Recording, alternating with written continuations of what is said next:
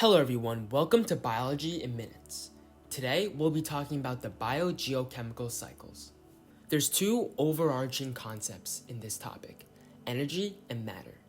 Energy flows through an ecosystem, for instance, food chains.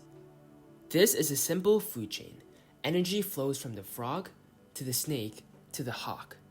On the other hand, matter recycles in an ecosystem, and this is called nutrient cycling. Nutrient cycling, also called biogeochemical cycles, are when chemical elements move through the living and non-living components of the earth. And again, nutrients are used and recycled, unlike energy, which flows. Four very common biogeochemical cycles that we will be discussing in this video include water, carbon, nitrogen, and oxygen cycles. So starting with the water or hydrologic cycle. All water on Earth can be divided into saltwater and freshwater. Saltwater is the majority of water on Earth, approximately 97%.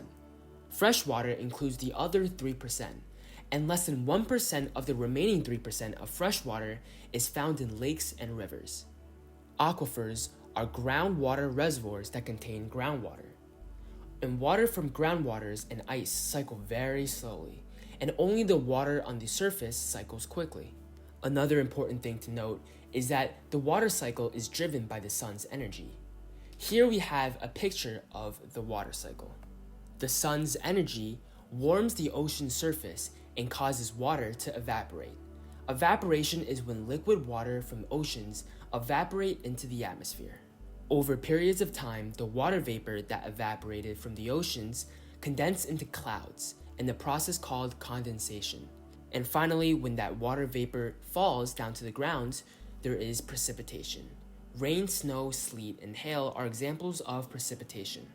When precipitation reaches the Earth's surface, it can either evaporate back into the atmosphere or fall down onto the ground. Water in the upper levels of the soil can be taken up by the roots of plants. Plants use some of that water for their own metabolism, but the majority of water is released through the leaves and into the atmosphere in a process called transpiration. Water in the lower levels of the soil infiltrate the soil and percolate into the ground. Percolation leads to groundwater flow, when groundwater flows from the ground to oceans, rivers, and lakes. That water found in oceans, rivers, and lakes then evaporate, and the process repeats. Moving on to the carbon cycle. The carbon cycle can be divided into a short-term carbon cycle, in which organisms participate in, and a long-term carbon cycle, in which geological processes happen. Here we have a picture of the carbon cycle. Circled in red here is the short-term carbon cycle. Plants, also called autotrophs because they feed themselves, capture CO2 from the air and make their own organic molecules such as glucose. Humans, also called heterotrophs, consume these organic molecules and release CO2 to the atmosphere. On the other hand, we have the long-term carbon cycle. This can take up to millions of years. Carbon is stored in oceans, soils, and rocks, and remains of organisms become sediment on the ocean floor, which is limestone, which is the largest carbon reservoir. Burning of fossil fuels also release CO2 to the atmosphere, and volcanic eruptions release CO2. Humans have a major impact on the carbon cycle. Burning of fossil fuels, such as coal, oil, and natural gas, release carbon dioxide to the atmosphere. Fossil fuels are considered a non-renewable resource because they are being used up faster than they can be produced. Deforestation, or the cutting down of trees, also increases CO2 in the atmosphere. This all leads to climate change, which is a huge global issue. Moving on to the nitrogen cycle.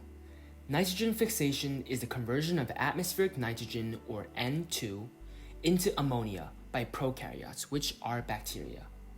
Here we have a diagram of the nitrogen cycle.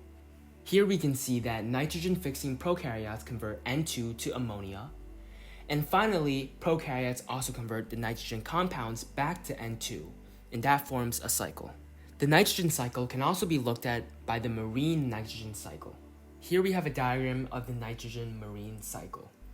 Nitrogen compounds fall to the ocean floor, and here we can see that prokaryotes return nitrogen back to the atmosphere, and the weathering of rock releases nitrogen to the atmosphere. So as rock decays, nitrogen gas is released to the atmosphere. So that's it for the biogeochemical cycles. Thank you for watching.